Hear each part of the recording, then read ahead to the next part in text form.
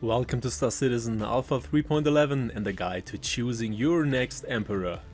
The Emperor Election 2950 is an unprecedented event which enables us to actively participate in an election in order to determine the further development, or better said, development of Star Citizen. Above all, however, this option is less of a nice role-playing event, but rather the chance for you to actively support your preferred style of play and to influence whether you as a criminal do not have to go to Clasher immediately, or whether you as a trader get better trading opportunities. Therefore, this event is worth a closer look and not just a nice accessory. So my first tip to you guys, vote! And you have until Saturday, October 24th. The election doesn't take long either, you just have to log into your account on the website and choose and vote for a candidate. And this election only takes place once every 10 years, after which you now have a chance to vote, and the next election will probably only take place in the beta version of Star Citizen. Or an Alpha 8.12? No, of course, with the release, soon TM. As a reward, we are currently receiving a Spectrum badge that is added to your profile and which you can optionally activate to position yourself politically. Depending on the candidate, this badge has a different color or design, and you can immediately see which political party you belong to. However, I assume that there may be other rewards or effects that relate to your personal choice. For example, advantages with the selected faction or items directly in the game.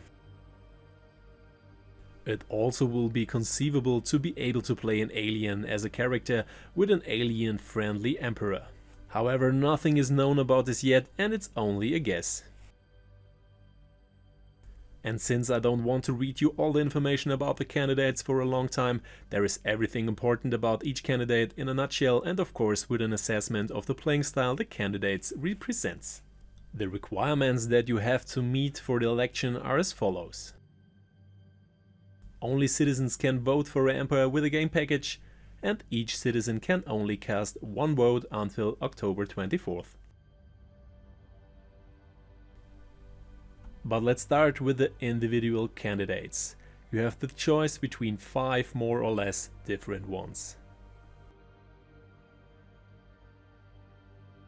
The first candidate is Leilani Addison. I would give her the slogan "Make Peace Not War", and she is geared towards player with a focus on exploration and research, as well as peaceful types of players. She stands for AI Research, Educational Innovates and Scientific Research, Pro-Aliens, Contra Conflict and the Military, and wants to turn the UEE in a kind of UN. The second candidate is Titus Costigan. The slogan fits here wonderfully: UEE first, and the similarity to the US presidents currently in office is definitely only coincidental. Mr. Costigan is suitable for players who are combat orientated, but in a legal area, as well as bounty hunters, traders and miners with a focus on maximum wins. He stands for strengthen the economy, eliminate burdensome regulations, increase defense spending, and protecting the Empire from external and internal threats. He's against aliens and pro-military. The third candidate is Paul LeSalle, to whom I would give the slogan "Self-Government above all". It is intended for players who want a maximum personal advantage and freedom in all areas, and therefore the candidate for players with a focus on criminal machinations, pirates, outlaws and illegal traders. In summary, he stands for economic prosperity and, if necessary, the destruction of developing life, reduce taxes and regulations, and easing gun restrictions, and low-level criminals would receive fines instead of prison terms. He also wants to protect people from external threats and stands for self-administration and self-protection. At least he is against aliens and evolving life. The fourth candidate, Mira Ngo, is, so to speak, the Echo Party in space and relies above all on acceptance and friendship with aliens, and humanity is only one race of a diverse universe. We are all a large and happy community. She's intended for players who focus on exploring and science, and who are friendly to aliens. In summary, she stands for Terra to become the new capital of the UEE, and that is a central core message. Prohibit terraforming, protection for civilians and citizens with a focus on civil rights. And she would like the Taverns to have a say in the Empire in the future. She is clearly positive and open to aliens, and has a negative attitude towards the military in terms of strengthening civilized society.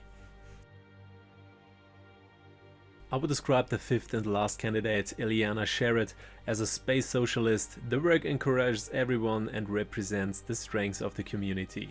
The player focus here is most likely in the area of dealers, miners and delivery missions.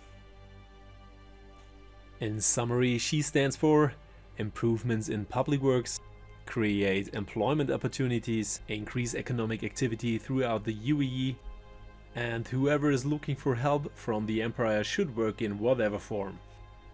And she wants to continue the fight against the Vendul.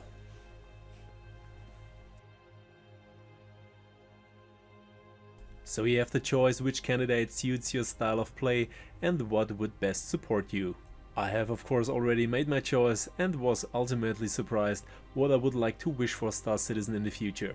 In any case, I am very curious which of the candidates will be the new Emperor, and maybe at some point we can show our badge on the armor or the ship to find new friends or new enemies. I would also like to come back to the current Halloween event that will run through October, and you can earn several in-game helmets. To do this you have to find Benny Hench on the one hand and fulfill the more difficulty challenge on the other, in which you have to kill 50 unique players with a glaive or a gladius. In order to give you the chance to do what is possible with fun, we offer several community event dates. These are Tuesday, Thursday and Sunday, once from 4 PM to 6 PM, and afterwards with the start team from 6 PM to 9 PM. Of course, all UTC time zone. You can find all informations about this in the linked Discord channel, where you can access the start team too. I hope you enjoyed the video and you leave me a like and a subscribe here, and if you activate the bell you won't miss any new video either. I think the election is a good idea to bring more depth into Star Citizen. It shows the possibilities that players can have on an entire game system in which effects are noticeable and at some points also visible. Also, a giveaway is currently running where you can get a brand new Origin 100i with 10 years insurance. It is sufficient to be a visible subscriber and to have left at least one comment. And nobody likes advertising, but I only recommend what I use myself and what I'm convinced of. So if you're looking for a new ship or an in-game item, stop by Star Hangar.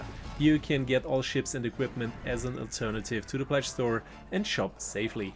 And of course I recommend GameGlass, which is an optimal expansion for Star Citizen, and with the 5% discount code CAROGG or via the link you can save if you want an upgrade in addition to the free version. And finally I recommend cdkeys.com, where you can get all games and DLCs for our platforms at top prices. I put all links in the description below. I hope the video was understandable and I was able to help you. If you've had fun, we'll see you again soon, and say as always, see you in the verse.